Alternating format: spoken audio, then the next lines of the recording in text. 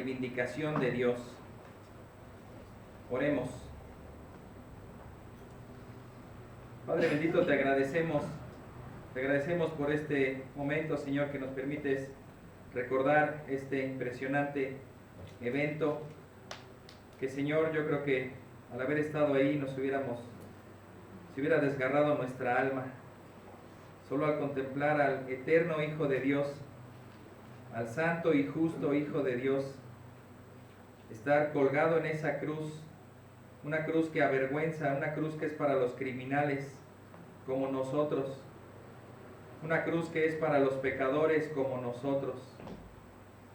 Ver sus manos traspasadas por los clavos, sus pies traspasados también por los clavos, heridas en su frente por la corona de espinas que pusieron los soldados cuando se burlaban de él, su cuerpo lleno de latigazos. Sin lugar a dudas, una escena horrible. El justo muriendo por los injustos. Ese es el sentido de la cruz.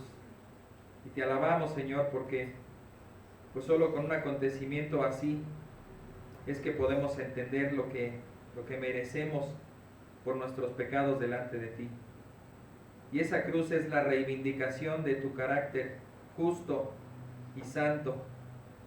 Y Padre, esa cruz es lo que nos acerca a ti y lo que nos da el único acceso a ti, porque Cristo es el único camino y la única vida para nosotros. Te alabamos, Señor, que sea glorificado tu nombre en Cristo Jesús.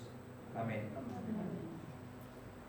Muy bien, como introducción vamos a citar un poco de los atributos de Dios. ¿Cuántos atributos de Dios conocen? ¿Podría ser suficientes? ¿10? ¿20? ¿20 y tantos? Bueno, contamos cerca de 20 y algo, ahora que estuvimos dando devocionales acerca de los atributos de Dios. Pero dicen algunos autores que seguramente son mucho más, pero realmente no, pues se nos han revelado en esta tierra, porque quizá esos atributos pues son de otra dimensión o para otro momento.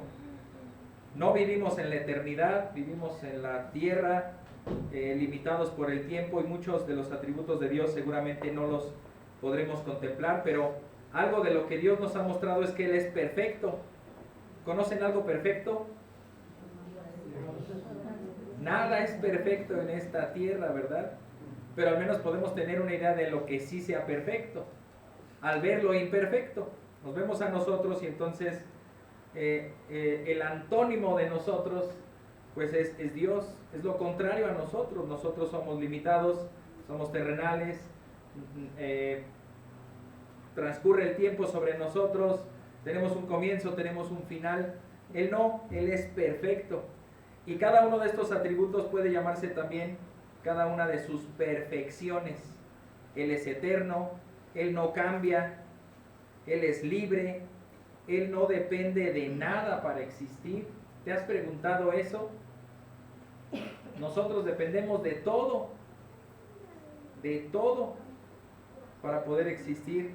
Nadie lo creó, Él creó todo. Es todopoderoso, soberano, todo lo sabe, todo lo ve, está en todo lugar.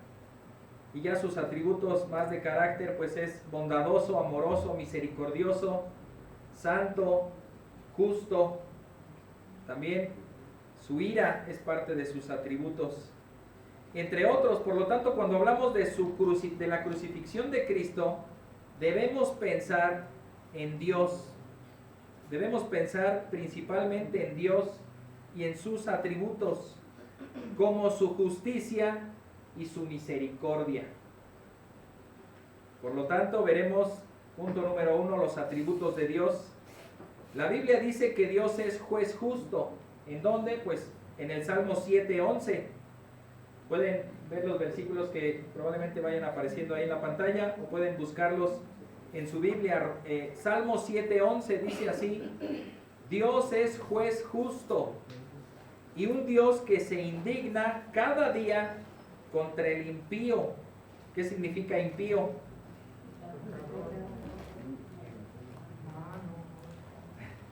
Me han robado mi agua, pero bueno, aquí hay otra. Impío es pecador, aquel que no es piadoso, aquel que no corresponde ni en su carácter ni en su intención a lo que Dios es y lo que Dios ha pedido. Dios es juez justo. Ten este concepto en tu mente, lo vamos a abordar a lo largo de todo este sermón. Dios es juez justo. También dice Deuteronomio 32:4, justo y recto es Él, y aquí se le llama la roca. Deuteronomio 32:4 se dice de Dios que es la roca. Su obra es perfecta, todos sus caminos son justos. Dios de fidelidad y sin injusticia. Justo y recto es Él. Y estamos de acuerdo con la definición que da un teólogo en su libro Teología Sistemática. Wayne Grudem cita: la justicia de Dios quiere decir que Dios siempre actúa de acuerdo con lo que es justo y recto. Repito, la justicia de Dios quiere decir que Dios siempre actúa de acuerdo con lo que es justo y recto.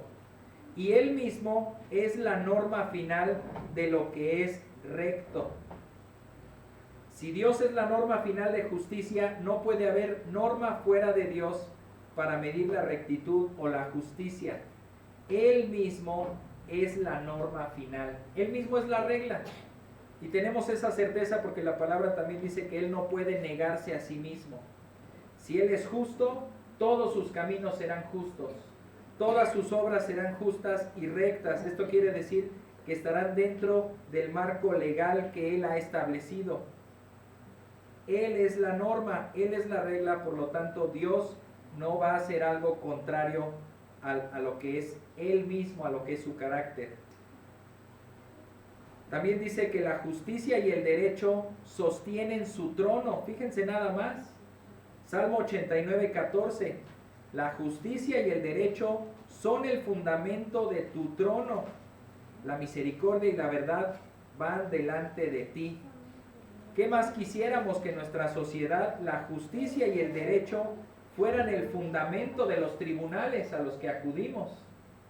¿Qué más quisiéramos que nuestros gobernantes tuvieran como una norma máxima y de verdad que estemos todos dentro del marco de la ley, nadie por encima de la ley, nadie por afuera de la ley, y que la justicia y el derecho fueran los pilares de una nación? Pero aquí estamos hablando de Dios, quien es perfecto. Se dice también Salmo 103:17, pero la misericordia del Señor es desde la eternidad hasta la eternidad para los que le temen, y su justicia para los hijos de los hijos. Y creo que nos empezamos a meter en algún problema que ahorita vamos a abordar, pero aparecen constantemente la misericordia y la justicia. La misericordia, veremos más adelante, se trata de perdonar al que no se lo merece. Y la justicia se trata de darle a cada quien lo que se merece. Por lo tanto, podríamos ver una aparente contradicción si nosotros tuviéramos un juez en un tribunal que fuera a la vez justo y a la vez misericordioso. Pues nos gustaría que fuera misericordioso cuando se trata de nosotros. Perdóneme, por favor, su señoría, no lo vuelvo a hacer. Pues me estacioné ahí donde no se debía, pero tenía prisa. Es una emergencia, tenía que llegar a la iglesia, al culto especial de crucifixión. Tenía que llevar los vasitos o la comida. Por favor, oficial, no arremeta contra mí, no se lleve mi auto. Tenga misericordia. Merezco una sanción, pero usted puede perdonarme, ¿no? No. Ya con la seña ya, ¿verdad? Puede tener misericordia, pero si Él es justo, ¿qué tendría que hacer? Sí, yo lo entiendo. Es más, yo también soy cristiano. Yo también, acabando mi turno, voy a un culto especial, puede decirte el oficial, ¿no? Pero hay que respetar la justicia. ¿No cree usted? El fundamento del trono está sobre la justicia y el derecho, ¿no? Salmo 89:14, ¿sí o no, hermano? Sí. Entonces, ¿qué debo hacer? ¿Pasarlo por alto o darle su infracción o llevarme su auto? Sí, eso lo debe hacer con los demás, pero conmigo tenga misericordia, por favor. ¿Verdad que hay una contradicción? Lo que haga el policía va a salir mal librado. Porque si aplica la justicia, nos vamos a ir diciendo, ¿y eso que era hermano y no pudo tener misericordia? Un policía cristiano. Anhelamos que haya cristianos siendo policías para que puedan ver la ley. Si fue justo, entonces contigo tendrá un problema, ¿verdad? Y si fue misericordioso, él mismo se mete en un problema y la sociedad alrededor puede ver. O sea que a él sí y a los demás no.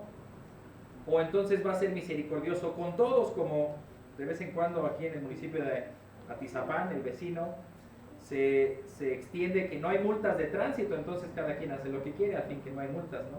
Hay misericordia de parte del municipio, no hay multas de tránsito. Se mete en un problema con la justicia porque él debe sancionar y no puede ser misericordioso. Ese no es el lugar para aplicar la misericordia. Él puede ser misericordioso si alguien le debe dinero y él dice, está bien, soy misericordioso, no me pagues nada, porque la deuda solo será con él.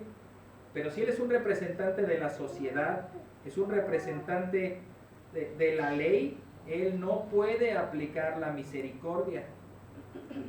No se puede aplicar la misericordia con los criminales. Pero es lo que Dios hizo con nosotros.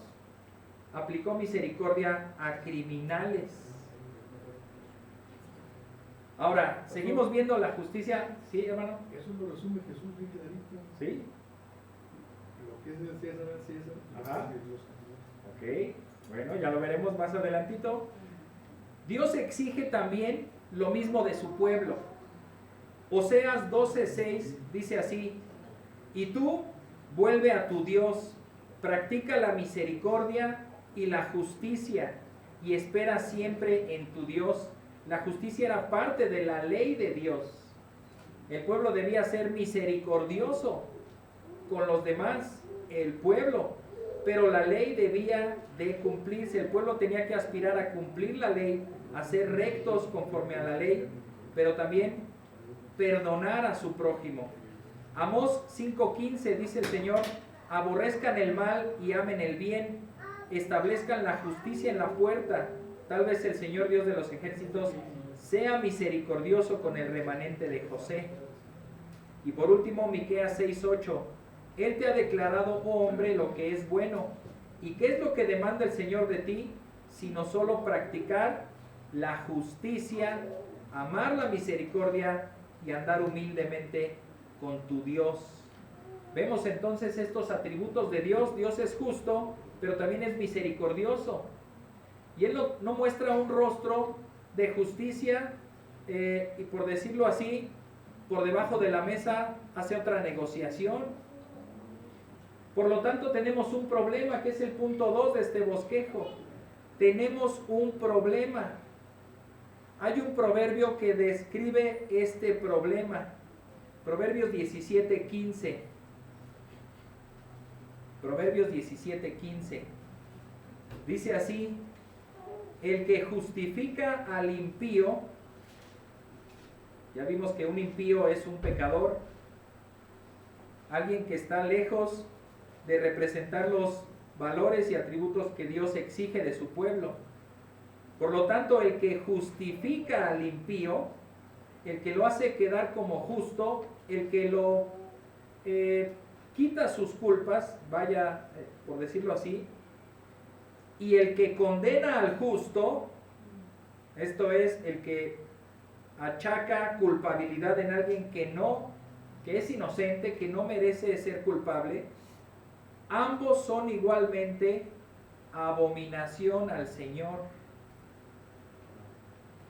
Es una total injusticia y es digno de que un pueblo se levante en protestas y salgan a la calle y hagan manifestación cuando se condena a un inocente a prisión. Sería digno de que alguien más hiciera algo.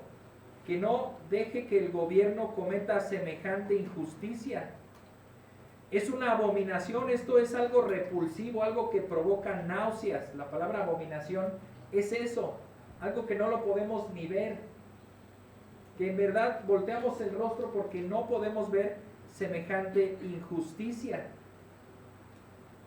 Y es para los dos lados, tanto el que condena al culpable como el que el que condena al justo como el que libra al culpable. Alguien que ve inocente o justo a alguien que es un criminal, simplemente es una abominación, es algo que Dios lo repele. Si un juez es justo, no puede absolver al culpable. Y este es el problema en el que estamos metidos de Proverbios 17:15. Porque Dios puede perdonar a aquel que es impío. Y dice la Biblia que incluso Él nos justifica, esto es, nos declara justos. Lo hemos visto en otras ocasiones que si solamente se nos declarara inocentes, no nos serviría de mucho. Cuando tú vas a una corte acusado de algo y resulta que en la corte te declaran inocente, pues sales de esa corte diciendo, uff, no fui acusado injustamente, si es que eras realmente inocente. Pero sales y realmente no cambia mucho tu vida, porque sigues igual. O sea, no es que te añadieron buenos méritos, simplemente ese pecado o esa injusticia no fue achacada a tu cuenta. Por lo tanto, lo que Dios hace no es solamente declararnos inocentes, sino justos.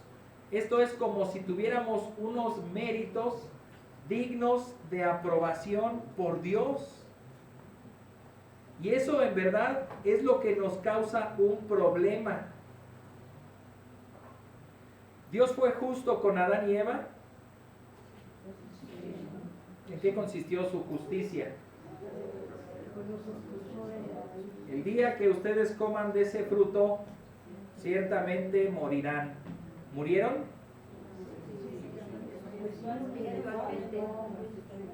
No íbamos a morir.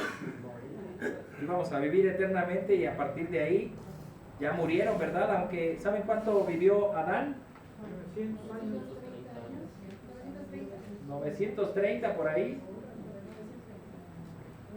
Creo que 960 por ahí en Génesis 5 lo pueden encontrar. Pero más de 900 años, o sea que su justicia, si alguno se queja de la justicia pronta y expedita de su país, pues tuvo lugar 900 años después. Él ciertamente murió, aunque podríamos analizar, y eso es algo en lo que he profundizado, y realmente a partir de que él comió del fruto del árbol, sus células comenzaron a morir. Ustedes saben que todos los días nuestras células mueren. Normalmente el polvo de nuestras casas es un gran porcentaje células muertas de nosotros mismos, que nos rascamos aquí, ahí cayó polvito, células muertas, que nos cortamos las uñas, células muertas, etcétera. El mismo cabello que se nos cae, bueno, algunos más, algunos menos, son células muertas. Estamos muriendo. Lo que pasa es que nos regeneramos, nuestro cuerpo produce nuevas células, pero podríamos decir que no somos los mismos de ayer a hoy. Nuestras células de ayer murieron y hoy hay células nuevas. Nuestros órganos se van regenerando en ese sentido. Envejecer significa que ya tu cuerpo no tiene esa capacidad de regeneración. Por lo tanto, algunas de nuestras células ya no se rejuvenecerán y entonces poco a poco estamos muriendo. Dios aplicó la justicia porque lo separó también de él. La muerte significa separación. Entonces dice, a partir de hoy están separados de mí. Fue justo. Pero si ponemos allá un personaje como Satanás, él va a reclamar que Dios no fue justo. Porque cuando a él se le ocurrió pecar, Dios inmediatamente lo expulsó del paraíso y lo sentenció a una condenación eterna sin opción a salvación. Y a los hombres incluso les concede una promesa. De tu simiente, ¿qué? ¿De su simiente qué? De la mujer. De la simiente de la mujer, dice que aplastará a la serpiente. Aunque será herida en el calcañar o en el talón, esta aplastará a la serpiente. Hay una promesa de una salvación. A Abraham también le dijo: en tu simiente serán benditas todas las naciones. Y podemos ver que a pesar de que Adán murió, Adán fue al cielo con Dios, regresó a esa comunión que tuvo en el principio. Ahora, ¿cuál es nuestro problema entonces con la ley? Inciso A, la ley. Si Dios es justo, Él no puede simplemente ignorar su propia ley y hacer lo que Él quiere. Cuando solamente pensamos en que Dios nos perdona, estamos infringiendo también la ley. Porque bueno, Dios hizo la ley. Dios es la ley, dice el pasaje. Él es mismo justo, Él mismo es la ley. Por lo tanto, perdonar a alguien es ignorar su propio carácter de justicia. Te perdono. Pero, ¿y la justicia? ¿Dónde queda la justicia? El juez de toda la tierra no ha de ser justo, le dice Abraham. El Señor no puede simplemente perdonar ignorando su ley. Tampoco puede cambiar la ley, decir, bueno, sí, la ley fue dada, no comías de este fruto, pero ya que comiste, a ver, vamos a modificar la ley. El que coma el que no coma, ¿y ahora qué hacemos? ¿Cómo modificamos la ley? No se trata de eso, y Dios ni siquiera se detuvo en hacer un cambio. Mantuvo establecida la ley y mantuvo las consecuencias de la ley, pero veremos que también Él es misericordioso. ¿Cómo puede ser Dios justo y a la vez misericordioso con nosotros?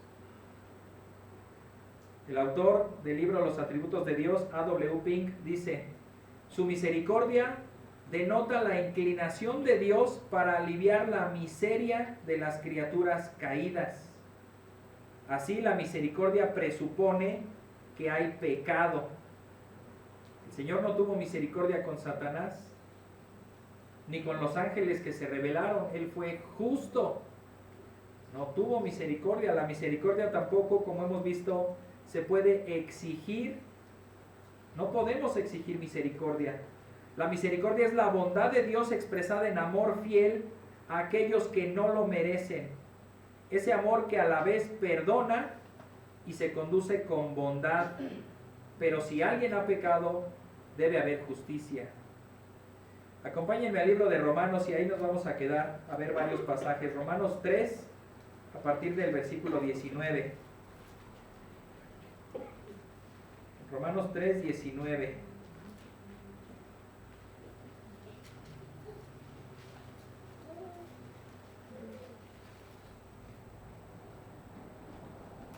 Dice así: ahora bien, sabemos que cuanto dice la ley, lo dice a los que están bajo la ley. ¿Quién está bajo la ley? Levante su mano.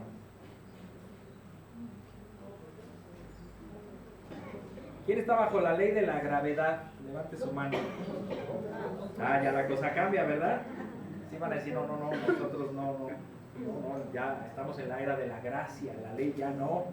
Pero hay leyes universales que Dios estableció. ¿O Dios solamente le estableció a su pueblo, por ejemplo, que no adorara a otros ídolos? Esa es una ley universal. Él creó al hombre para que el hombre disfrutara de él, para manifestar su gloria, para estar en comunión con el hombre. El hombre a lo largo de su historia se ha encargado de romper esa línea al no adorar a Dios y al encontrar cualquier ídolo al que pueda adorar. ¿A cuántos ídolos adoras tú? ¿A ninguno? Yo sé muy bien que por lo menos a uno. Miguel. Sí, el que está en el espejo, ¿verdad? Como lo hizo muy bien, hermana Silvia. El del espejo. Somos buenísimos para adorarnos a nosotros mismos. Todos hemos pecado en ese aspecto, porque no honramos al Señor como Él merece que le sea honrado, no lo adoramos como Él exige ser adorado, nos adoramos a nosotros mismos. ¿O acaso nos estamos preocupando por la gloria de Dios en cada decisión que tomamos? ¿Será para la gloria de Dios comer cualquier cosa que vayas a comer? No, lo estás pensando en tu deleite, en tu antojo. A mí me pasa siempre que he querido ayunar, me da un hambre tremenda. Empiezo a sentir antojos.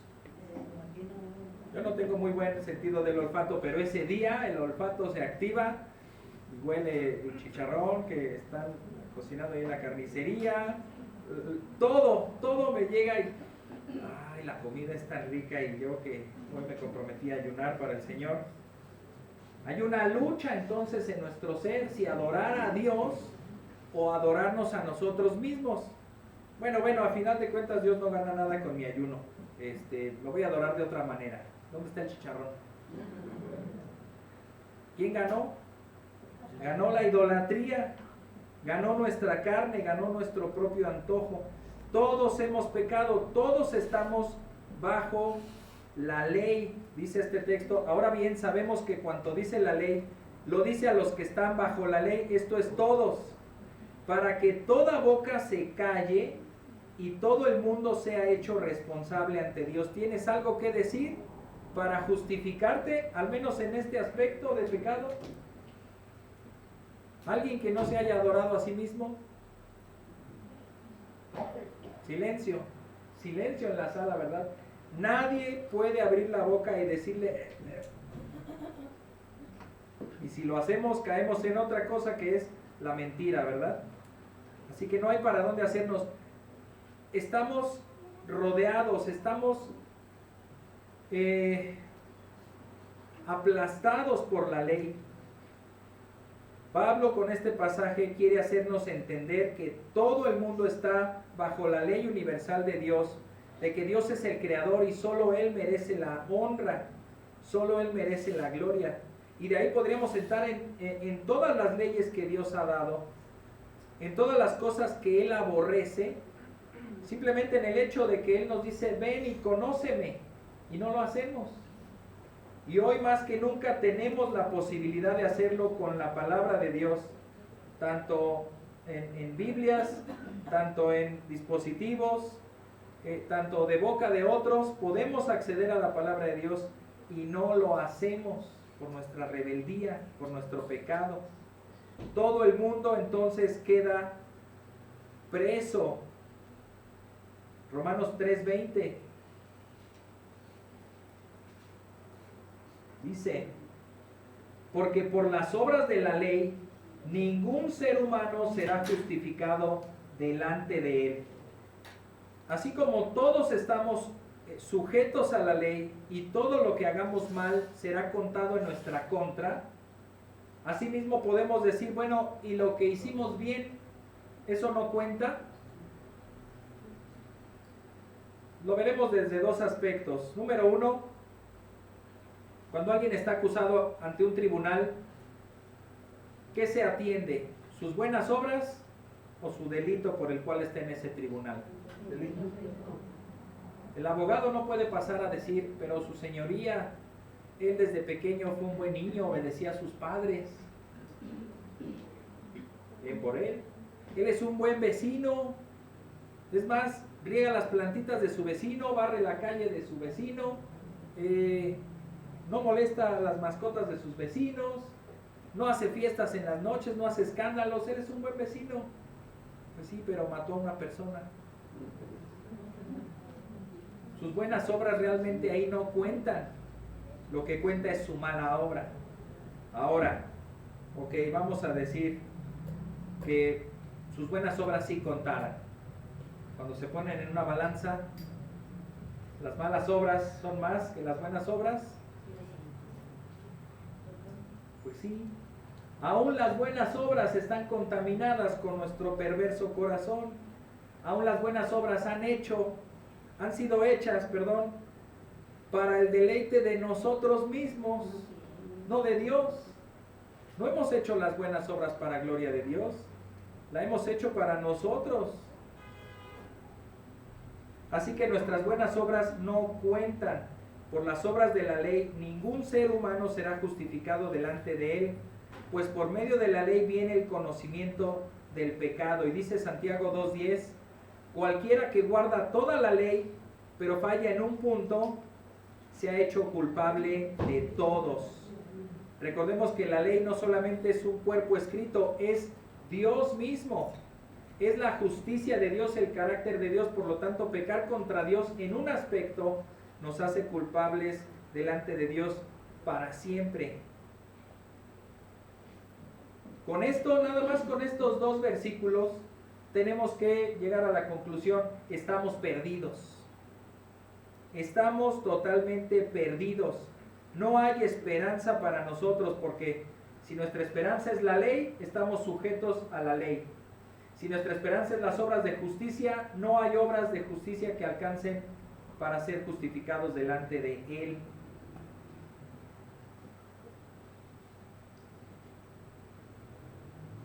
Pues nos quedamos en el 21, Romanos 3:21.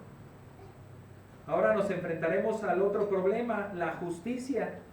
La ley y la justicia están intrínsecamente unidos, pero ahora nos enfrentaremos al problema de la justicia. Dice Romanos 3:21, pero ahora, aparte de la ley, la justicia de Dios se ha manifestado, confirmada por la ley y los profetas. Versículo 22, esta justicia de Dios, por medio de la fe en Jesucristo, es para todos los que creen, porque no hay distinción. Así que esta justicia viene a manifestarse de una manera especial. Ya no es por medio de las obras, sino es por medio de la fe en Jesucristo. ¿Por qué? Dice Romanos 3:23, por cuanto todos pecaron y no alcanzan la gloria de Dios. Esto significa que no hay otra opción. El camino a la justificación delante de Dios no es por el camino de las buenas obras, no es por el camino de la ley, es por el camino de la misericordia, es por el camino de la fe en una persona que es Cristo Jesús. Dios ha hecho entonces, como parte de su propia justicia, que la ha manifestado a través de toda la Escritura, que todo esto es por medio de la fe. Y ahora es por causa de esa bondad de Dios que nos da acceso a la gracia de Dios. Romanos 3:24. Todos son justificados gratuitamente por su gracia, por medio de la redención que es en Cristo Jesús. Ahora vemos los atributos de Dios entrelazados otra vez. No se pueden separar. Él es justo y Él está actuando con justicia, pero Él también es misericordioso, y esa misericordia, ¿qué crees? Que es justa. Esa misericordia está basada en su justicia. Su justicia, además, está rodeada de su gracia. Él ha provisto en su gracia. La gracia es un regalo, es un don que Dios da, es una bondad que Él otorga a quien no la merece, a quien ni siquiera la pide. Es algo que Dios concede, y Él está concediendo esta gracia por medio de conceder justicia, por medio de los que creen en Cristo Jesús. Él lo hace simplemente por el placer de hacerlo. Nada ni nadie lo están obligando. Él hace lo que quiere, cuando quiere, como quiere y con quien quiere. Él está concediendo esta gracia para poder justificar y redimir a todos aquellos que fueron culpables de pecar contra Él. Y aquí aparece una palabra que resulta muy interesante. Dice, todos son justificados, ¿cómo? Gratuitamente. Se entendería simplemente diciendo por su gracia. Pero sí existe esa palabra y dice gratuitamente. La palabra griega es dorean. ¿Han escuchado esa palabra? Dorian, creo que hasta hay un nombre, ¿no? Dorian. Esto significa sin causa. Sin ninguna causa, Él lo ha hecho. Significa como cuando alguien nos dice gracias y le respondemos por nada. No hay una causa, simplemente hicimos el bien a otro por el placer de hacerlo. No porque estábamos obligados a hacerlo, no porque debíamos hacerlo, no porque había que hacer eso para cumplir la ley. Es un regalo sin causa que Dios nos ha dado. Ahora esto parece muy sencillo para nosotros. Bueno, Dios establece una ley, Dios es justo, nosotros pecamos, pero Dios pues hace a un lado la ley y ahora establece que seremos justos si simplemente creemos en Cristo. Pues se acabó el dilema, ¿no? Se acabó. Pero al parecer la justicia como que queda insatisfecha. Alguien tiene que pagar. Alguien hizo lo malo y debe de pagar. Algo está faltando. Algo está faltando para satisfacer esta justicia. Y aquí pues estamos dejando de lado el factor de nuestra redención, que es la cruz. Cuando la cruz entra en escena, todo tiene sentido. Si no está la cruz ahí, nada tiene sentido. Te hago una pregunta. ¿Cuánto cuesta la salvación? Acá dice Yoshi que nada.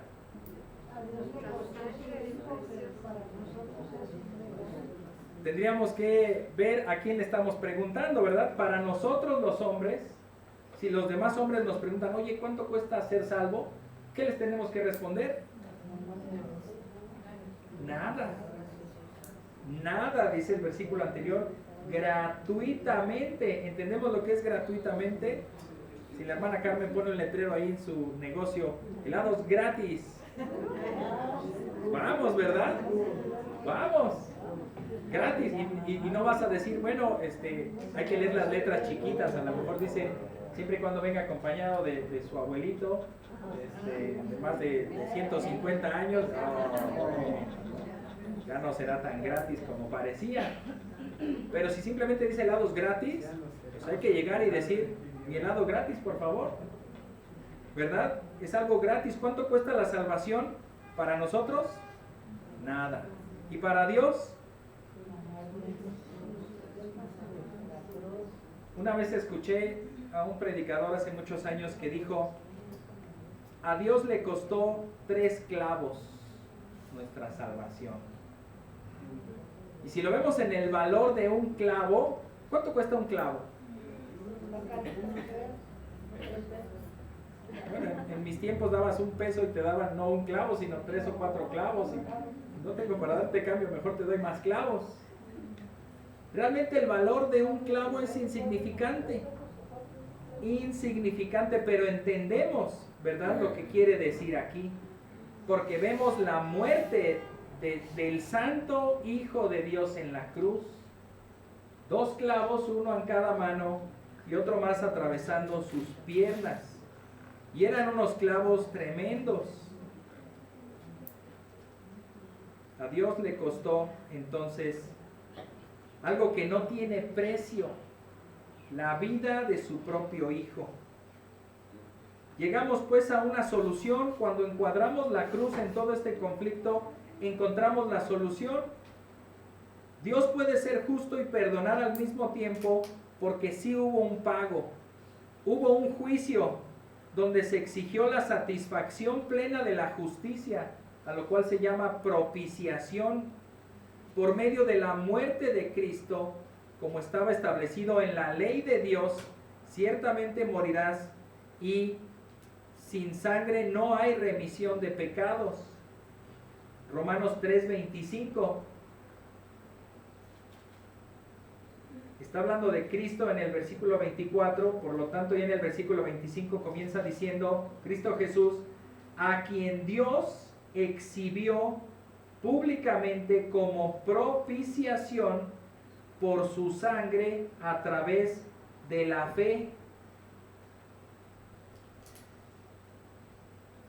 Dice también como demostración de su justicia. En este sentido, la cruz reivindica el carácter de Dios.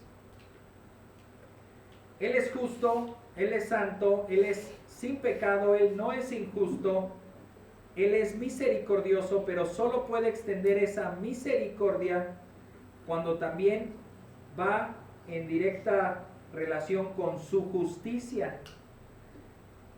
Dios entonces exhibe públicamente a Cristo como esa propiciación, como esa satisfacción que la justicia exige. Y dice ahí, por su sangre, a través de la fe nuestra, como demostración de la justicia de Dios. Segunda parte de este versículo dice, porque en su tolerancia, otro atributo de Dios, su paciencia, Dios pasó por alto los pecados cometidos anteriormente. ¿Te das cuenta que sí había un conflicto entonces? Dios decidió pasar por alto temporalmente los pecados que habían sido cometidos anteriormente y le había dicho al pueblo de Dios, tienen que hacer un sacrificio. Ese sacrificio para nada realmente hacía un efecto en limpiarlos de pecado, simplemente era un simbolismo que apuntaba a un sacrificio perfecto.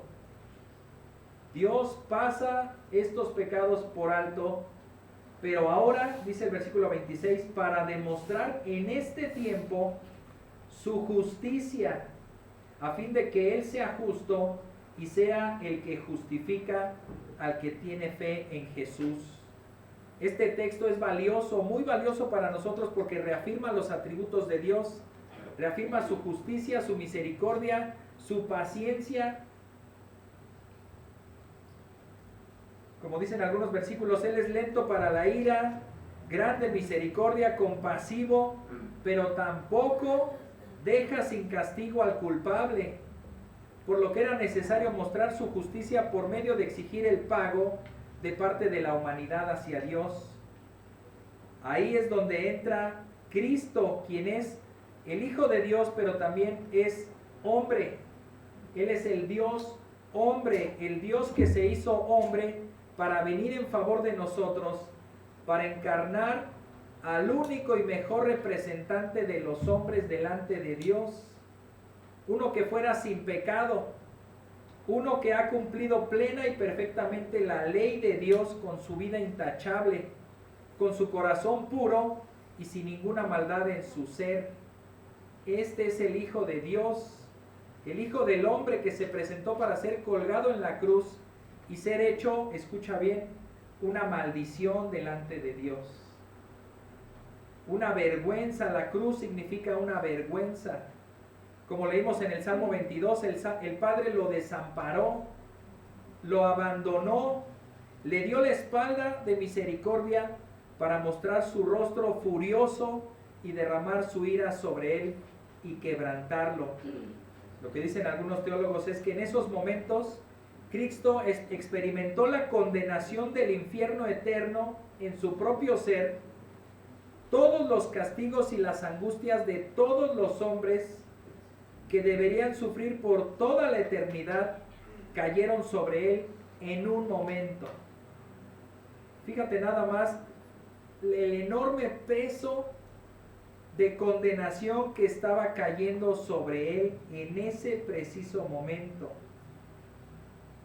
Si hubiera sido cualquiera de nosotros, no resistimos tal cosa. No hubiéramos resistido tal cosa. ¿Por qué lo hizo? Es una pregunta que retumbará en la eternidad.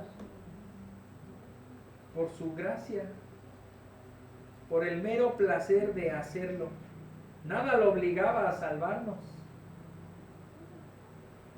Por lo tanto, tenemos versículos preciosos como Juan 3:16, de tal manera amó Dios al mundo que dio a su Hijo unigénito, para que todo aquel que en Él cree no se pierda, mas tenga vida eterna. Pero lo que tenemos aquí en Romanos 3:26, es el propósito principal de Cristo, que está viniendo a reivindicar el carácter justo de Dios, dice Romanos 3:26, para demostrar en este tiempo su justicia, a fin de que Él sea justo y sea el que justifica al que tiene fe en Jesús. Para eso vino Cristo, como Dios y como hombre, para representarnos a nosotros, para beneficiarnos a nosotros, pero para reivindicar el carácter santo y justo de Dios. La cruz es la reivindicación de Dios, de la justicia de Dios. Y ahora Él puede justificar gratuitamente a los que cumplan el nuevo requisito para ser justos. ¿Cuál es ese nuevo requisito que leímos en el 21 y 22? La fe. Ahora no se requiere de obras, se requiere de fe. Romanos 3, 21 y 22. Pero ahora, aparte de la ley, la justicia de Dios ha sido manifestada, confirmada por la ley y los profetas. Esta justicia de Dios, por medio de la fe en Jesucristo, es para todos los que creen, porque no hay distinción. Es para todo aquel que cree. ¿Qué nos queda por hacer? ¿Jactarnos?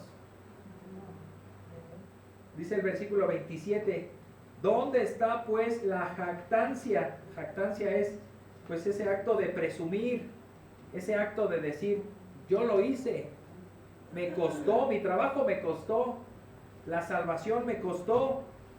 ¿Dónde queda pues la jactancia? Queda excluida. ¿Por cuál ley? ¿La de las obras? No, sino por la ley de la fe. Si tenemos fe, no podemos decir que fueron nuestras obras las que nos hicieron salvos.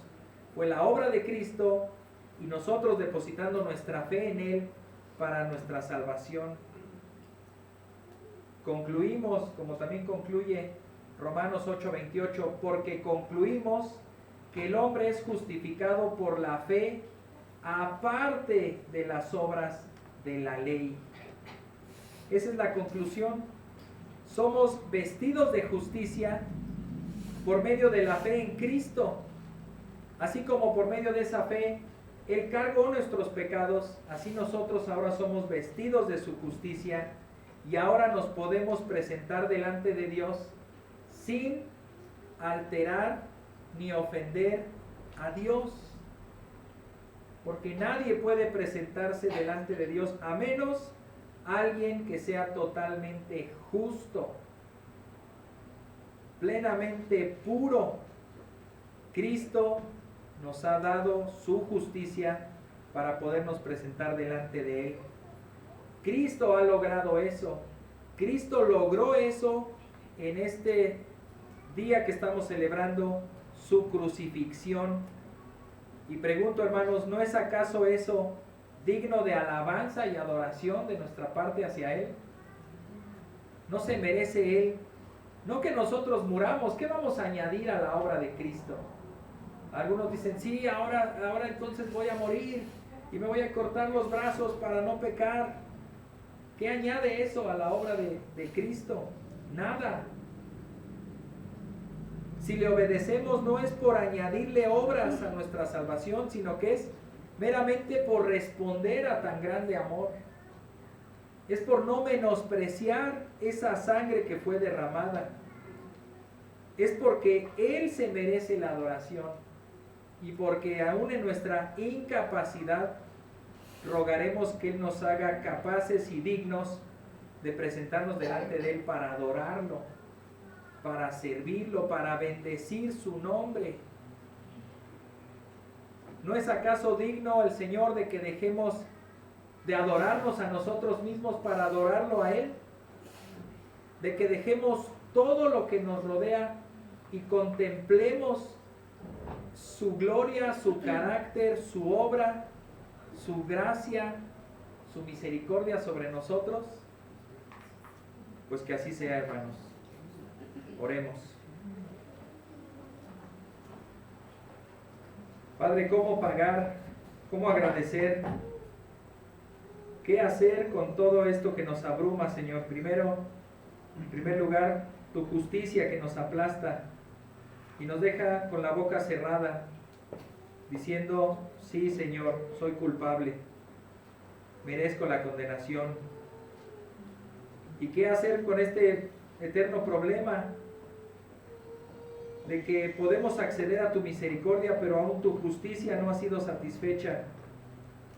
Por eso es que vino Cristo a resolver todos nuestros problemas, a reivindicar tu justicia y a darnos esa oportunidad de ser justos solo por medio de la fe, solo por medio de creer en Él, solo por medio de confiar plenamente en Él, de dejar el control de nuestra vida en sus manos. Y esto es lo que proclamamos y lo que predicamos a todo hombre y mujer, a todos nuestros amigos, familiares y conocidos. Deja ya de confiar en ti, deja ya de confiar en la ley, deja ya de confiar en los ídolos, deja ya de confiar en el engaño de Satanás y ponte a confiar en Cristo, pues es la única manera, es la única oportunidad. Por tus obras no hay salvación, en tus méritos no alcanzas salvación. Si sigues la voz de Satanás, hallarás solo engaño y perdición. Escucha la voz de Cristo, quien murió en la cruz por ti. Si solamente tienes fe y crees en Él, puedes ser salvo. Puedes ser vestido de la justicia de Cristo para presentarte delante de Dios. Y es lo que te invitamos a hacer el día de hoy, a confiar plenamente en Cristo, quien es el Salvador de todos los hombres y que gratuitamente ofrece esta salvación. Pero tampoco el Señor salvará a quien no tenga fe. Tampoco el Señor hará esa obra simplemente así como así. Te está llamando a la fe, te está llamando al arrepentimiento, a creer, y eso es un acto de la voluntad.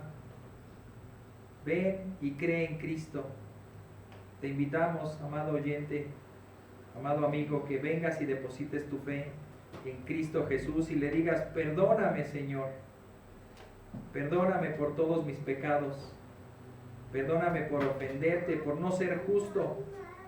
Nunca he podido serlo, siempre he adorado a otras cosas más que a ti.